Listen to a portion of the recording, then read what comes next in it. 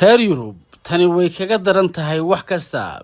Donald Trump waxa uu sheegay inay kulan wada yeelanayaan dhigiisa Ruushka Vladimir Putin oo ay ka wada hadlayaan sidii loo dhamayn lahaa dagaalka ay reer galbeedku taageerayaan ee ka socda waddanka Ukraine. Trump waxa uu taagan yahay Putin inuu nabad qaato diyaar buu u yahay, annaguna diyaar ayaan u nahay sidoo kale nabadda. Dagaalkaasina waa mid qas iyo dhigbaxa oo waanu soo afjaraynaa ayuu Donald Trump taagan yahay.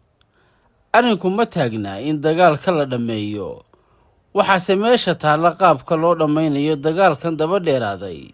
Trump wuxuu doonayaa inaanu hub dambe iyo lacag dambe siin dalka Ukraine, taasina way ku adkaanaysaa Ukraine inay sii wado dagaalka ay kula jirto Ruushka.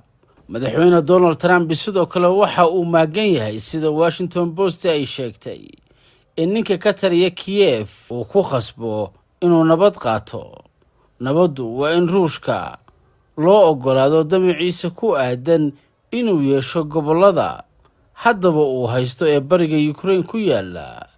Waa qorshe ay Ukraine iyo reer Yurubba halis soo arkaan, waxbase kama qaban karaan haddii uu Trump u ogol yahay. Tanina waxay noqonaysaa isbeddel kale oo ka dhacaya gobolkaasi Yurub. Reer Yurub waxaa intaas u sii dheer in ceebi raaci doonto, waayo waxa lagu sandulaynayaa inay la heshiiyaan Ruushkii ay cunaqabataynta ku soo rogeen sanado ka hor, waxayna dib ula heshiinayaan isla Putin-kii ay maxkamadda ICC ka ashtakeeyeen ee ay waaranka soo qabashada u soo jareen. Dhowaan waxaa soo afjarmi doona hubkii aan qiyaasta lahayn ee Ukraine Maraykanku u daabuli jiray. Dacaayadii iyo dagaalkii diblomaasiyadeed ee reer galbeedku ay Ruushka ku hayeen, cunaqabatayntii dhaqaale ee Moscow saarayd, iyo xataa ugaarsigii madaxda ka agdhow madaxweyne Putin.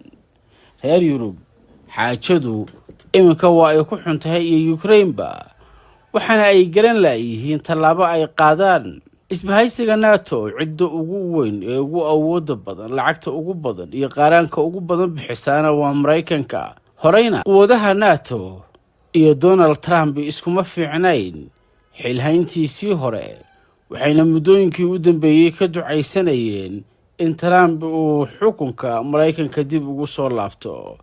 Laakiinse wayba dhacday oo 20 bishan January ayuu xilka la wareegi doonaa. La arki doonaa waxa ka soo baxa kulanka ay wada yeelanayaan madaxweyne Vladimir Putin iyo madaxweyne Donald Trump oo xilka doorkii labaad ku soo laabtay.